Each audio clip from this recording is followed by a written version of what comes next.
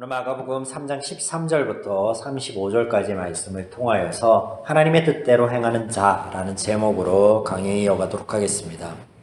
3장 12절에 보시면 예수께서 자기를 나타내지 말라고 많이 경고하시느니라. 귀신들을 향한 예수님의 말씀이신데요. 같은 내용이 지금 7절부터 12절까지 반복되고 있거든요. 앞서 살펴본 그 1장과 2장의 내용이 이 짧은 구절 안에 반복되어 있는데 오늘 살펴봐야 이후에 등장한 오늘 본문이 되는 부분이 이해가 되니까 조금 정리하도록 하겠습니다. 예수의 소문이 온 지방으로 퍼지고 많은 사람들이 모여들었습니다. 이때 예수님께서는 이 많은 사람들을 피하여 자리를 옮기시죠. 그래서 3장 9절에 보아도 제자들에게 명하여서 작은 배를 준비하고 또 거기에 오르셔서 자리를 피하시는 장면이 등장합니다. 이게 무슨 이유 때문이라 하였죠?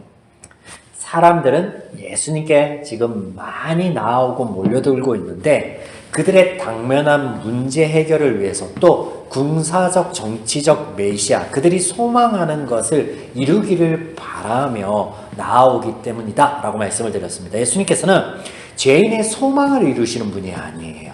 하나님의 말씀을 이루기 위하여 제사함을 위하여 이 땅에 오셨다. 이것을 보여주시기 위한 대목으로 그들이 등장한다 했습니다. 또한 그 자리를 피하심으로 그들이 바라시는 대로가 아니라 하나님의 일을 하신다라는 것을 보여주신다 하였습니다.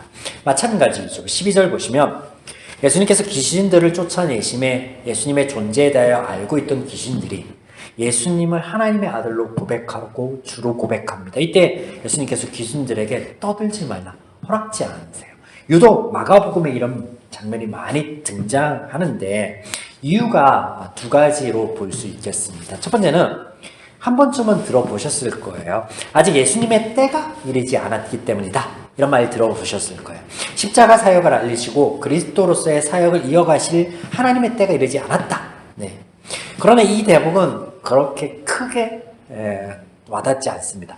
오늘 이 마가복음의 이 전체 본문 안에서는 이유는 그들 죄인들은 지금 예수님을 따르고 있는 무리들 뿐만 아니라 제자들조차 예수님이 무슨 말씀을 하시든지 제대로 이해한다 못한다? 못합니다. 이해할 수 없는 죄인들이에요. 한계에 있는 상태이죠.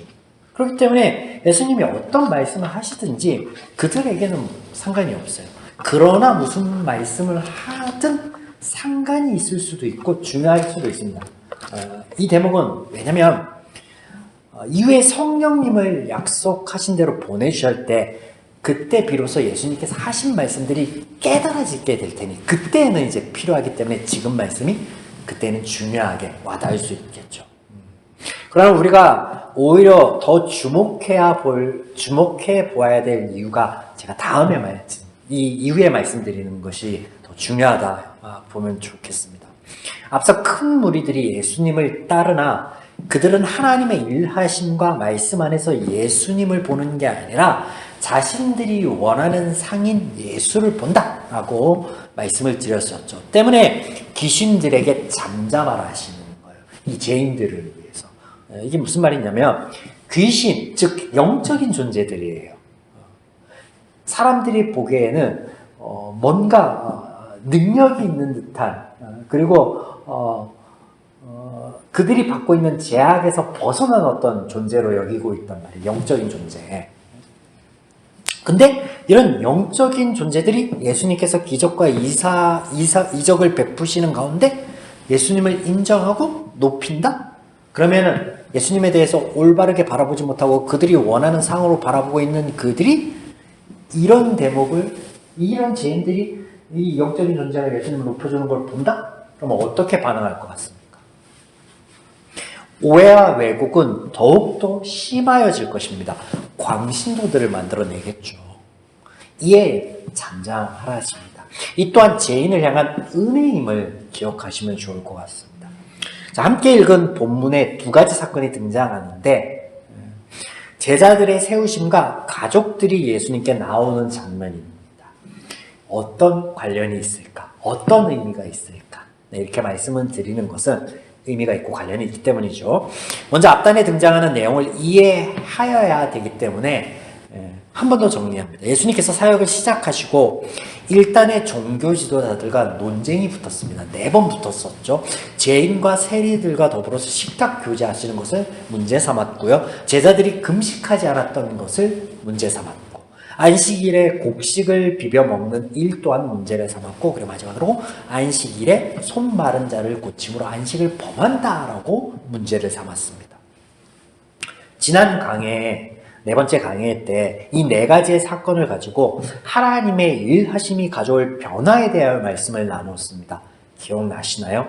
하나님께서는 그들 이스라엘 백성들에게 하나님의 말씀을 주시며 그 말씀의 삶 속에서 평안과 자유, 복을 누리는 쪽으로 그것을 바라시면서 말씀을 주셨는데, 그들은 오히려 이것을 가지고 율법 조항을 만들고 행동 강령으로 삼음으로 그들 안에 있는 자유와 평안을 가둬버리고 닫아버리는 쪽으로 사용하였습니다. 이에 예수께서 이런저런 말씀을 하시면서 그들의 이해를 돕기 위해 안식일의 주인은 나이며 안식일은 사람을 위해 있지 사람이 안식을 위해 있지 않다, 이런 말씀들을 하셨습니다. 기억하시죠? 자, 3장 6절 이런 하나님의 은혜에 대해서 말씀을 하심에도 불구하고 이것을 받아 누릴 수 없었던 죄인들의 반응이 등장하는데, 그게 3장 6절이에요. 3장 6절. 바리새인들이 나가서 곧 헤롯 왕과 함께 어떻게 하여 예수를 죽일까 의논하니라. 서로 평소에 이를 갈며 섞이지 않는 두 무리가 지금은 단합하게 됩니다. 많은 표현이 아니겠으나 내 적의 적은 적이다. 네, 그래서 지금 여당과 야당, 당시에 여당과 야당이 예수님을 대적하기 위해서 하나가 되었습니다. 간단히 설명드리자면 바리새인들은요, 야당이죠. 율법과 전통을 중요하게 여기고 그 가치를 중요하게 여겨서 그걸 따르는 무리들이고, 헤롯 당은 시대의 흐름을 따라서 따라가는 걸 중요시합니다. 그래서 로마에 의해서 위임을 받은 그 헤롯 왕가를 지지하는 쪽으로. 그래서 이 헤롯 왕과 바리새인들은 사실은 그들이 따르고 지지하는 그 입장이 다릅니다. 하지만 그들이 하나가 돼요. 예수를 적으로 뭉칩니다. 그 결과가 등장하는데 이게 본문에 등장하는 거예요. 21절, 3장 21절. 예수의 친족들이 듣고 그를 붙들러 나오니, 예수님의 가족들이 붙들러 나옵니다. 이유는 그가 미쳤다. 자, 이렇게 가족들이 반응하게 된 이유가 22절이에요. 예루살렘에서 내려온 서기관과 그가 바알세불을 집혔다 하며 또 귀신의 왕을 힘입어 귀신을 쫓아낸다 하니, 뭐냐면요, 이 헤롯 왕과 바리새파가 연합을 해서 중상모략을 하는데, 귀신을 힘입어서 귀신을 내어 쫓고 귀신을 섬긴다, 이런 중상모략을 하는 거예요. 그러니까 이것을 들은 그 가족들이, 그래도 그 유대인들이잖아요, 붙들러 나온 거예요, 예수를. 예수님의 사역을 호도합니다. 귀신 들렸다는 소문을 냈기 때문에 그렇습니다. 염려가 되어서 예수님을 찾은 거죠, 가족들이. 이에 예수님께서 말씀하십니다. 25절. 만일 집이 스스로 분쟁하면 그 집이 설 수 없다. 어떻게 사단을 힘입고 사단을 대적할 수 있겠느냐. 말이 되지 않음을 말씀하심으로, 그들 중상모략의 오류에 대해서 말씀하심으로 그것을 일단락시켜버립니다. 더 중요하신 말씀은 다음 대목이죠. 28절과 29절. 내가 진실로 너에게 이르노니 사람의 모든 죄와 모든 모욕하는 일은 사하심을 어때? 누구든지 성령을 모독하는 자는 영원히 사하심을 얻지 못하고 영원한 죄가 되느니라 하시니. 여기 등장하는 성령 모독죄, 사함을 받지 못한다, 영원히 사함을 받지 못한다. 이 성령 모독죄는 직역하면요, 말로 해를 끼치는 거예요. 복음서에 익숙히 등장하는 표현으로는요, 신성 모독이 이 원어로상 같습니다. 자, 이 신성 모독에 대하여 지난 강해들 속에, 특별히 마태복음 후미에서 하나님께서는 날마다 죄인들에 의하여 신성 모독을 당하고 계시나 이것을 허용하신다 말씀하였습니다. 그리고 반대로 정작 신성 모독하는 그들 죄인들이 하나님을 향하여 얼토당토 않는 이 용어를 사용하고 있다라고 말씀을 드렸습니다. 자, 그렇다면 본문에 예수님의 말씀하시면 이제껏 참으셨다가 이번만큼은 못 참아 이 녀석들 너희 종교 지도자들 다 지옥행이야 이렇게 말씀하시는 걸까요? 어쩌면 이 말씀 속에요 가족들도 포함될지도 모릅니다. 가족들이 미쳤다고 붙들러 나왔잖아요. 여기에 어머니와 동생들도 있네요. 마리아가 있어요. 큰일 납니다. 이런 얘기 하면은 천주교 난리 나죠. 난리 나겠죠. 그대로 받아들이면 말이 안 되는 대목이 또 등장하니까 이거 같이 살펴봐야 됩니다. 35절. 누구든지 하나님의 뜻대로 행하는 자가 내 형제요 자매요 어머니이니라. 처음에는 예수님이 미쳤다함을 듣고 만류하러 온 가족들 틈에 있던 어머니와 동생들이 예수님이 청할 때 예수님께서 빈정이 상하셔서 이런 말씀을 하셨을까? 그런 거 아니겠죠. 도대체 그러면 현 시점에서 하나님의 뜻대로 행할 수 있는 사람이란 있는 걸까? 이것도 말이 안 됩니다. 왜냐하면 죄인들은 전무합니다. 하나님 뜻대로 행할 수가 없어요. 하나님 뜻이 무엇인지도 몰라요. 아무리 말해도 못 알아들어요. 그러면 이것을 그냥 있는 그대로 받아들이면 모든 사람에 대한 부정이에요. 하나님의 가족이 될 수 있는 사람은 아무도 없는 거예요. 그렇죠? 네. 그런 말이 아니다라는 거예요. 그런 말이 아니다라는 거예요. 그대로 받아들이기에는 전혀 앞뒤가 맞지 않고 하나님의 마음에 하나님의 속성 그간에 보여준 말씀과는 전혀 매치가 안 된다는 거예요. 자, 이제부터 그 의미를 저와 한번 살펴보겠습니다. 이미 마가복음에 예수님의 사역하심에 앞단에 제자들을 부르시는 장면이 있었음에도 불구하고 제자들과 함께하고 지금 계심에도 불구하고 그런데 3장에 들어서 다시금 12제자를 세우는 장면을 첨부합니다. 이유가 있죠. 성경은 그냥 이유 없이 그냥 등장하는 게 아닙니다. 그렇게 제자들을 세우면서 하신 예수님의 말씀이 키입니다. 자, 14절, 15절.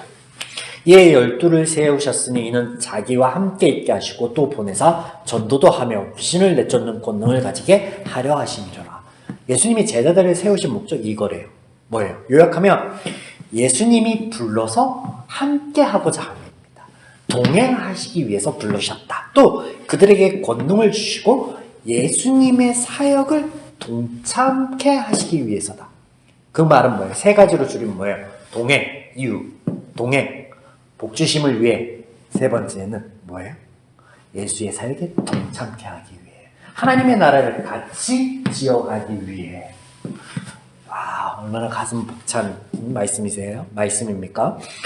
이것은 앞서 바리새인들과 헤롯 당이 작당할 때 하신 말씀의 결과를 보여주시는 대목으로 새 포도주는 새 부대입니다.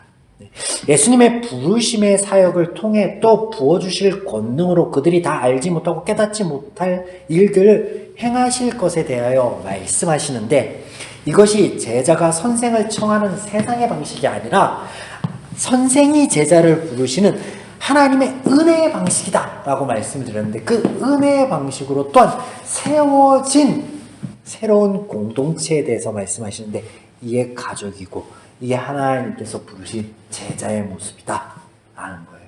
새 부대, 새 포도주는 새 부대다 말입니다. 내가 불러서 새롭게 할 너희들은 내가 만들어 놓은 이 공동체 안에 있어야 되는데 그 말씀을 위해서 이 가족 이야기가 등장하는 겁니다. 그러므로 우리가 본문의 이 은혜 안에서 통일성 있게 본다고 한다면 제사함을 위하여 오신 예수님께서 용서할 죄와 용서하지 못할 죄를 따로 구분하시는 게 아니다라는 것이고 또 하나님의 뜻을 행할 수 없는 그들에게 하나님의 뜻을 행하는 자라야 나의 가족이다라는 그 불가능을 말씀하시는 것도 아닙니다. 무엇입니까? 그리스도의 사역을 통하여 부어주실 성령님 안에 그 은혜 안에 말씀을 깨닫고 고백하게 될 모든 이들, 말씀을 따라 살게 될 모든 이들이 하나님의 가족이다. 하나님의 은혜로 하나님의 가족이 세워질 것이다. 그 새 공동체가 세워질 것이다. 라고 은혜에 대한 하나님의 일하심에 대한 선포. 마가복음의 주제이죠. 그것을 선포하고 계십니다. 마찬가지 28절과 29절에 예수님의 말씀은 죄는 죄로 두되 그런 연약하고 부족한 존재인 너희를 의인으로 받아주실 것에 대한 말씀입니다. 이게 무슨 말이냐? 우리가 우리 죄를 고백하고 하나님의 자녀가 되었다라고 해서 저와 여러분이 지금 우리 안에 죄가 없습니다. 저는 완전한 의입니다. 라고 할 수 없죠. 여전히 죄가 있죠. 죄는 그 자체로 두는인 거예요. 왜냐하면 그 죄와 하나님의 말씀 안에서 우리가 부대끼고 우리가 해야 될 몫이라는 게 있는데 그게 하나님의 은혜이거든요. 그럼 둘째 치고 이후에 살펴볼 테니까요. 계속 신약 성경을 강해가면서 중요한 건 하나님께서는 우리 존재 자체를 사랑하신다. 행위에 따른 심판과 복이 아니에요. 용서하지 못할지 용서할지 그런 거 없습니다. 이 하나님의 뜻 안에 자유와 평안을 누리시길 주님의 이름으로 축원드립니다. 또한 2000년 전 이 하나님의 뜻을 죄인들 가운데 그리스도가 이루심과 같이 오늘도 저와 여러분의 연약함을 위해 동일하게 성령 하나님께서 우리 위해 역사하고 계시다라는 이 사실 하나가 저와 여러분에게 또한 위로가 되기를 주님의 이름으로 축원드립니다.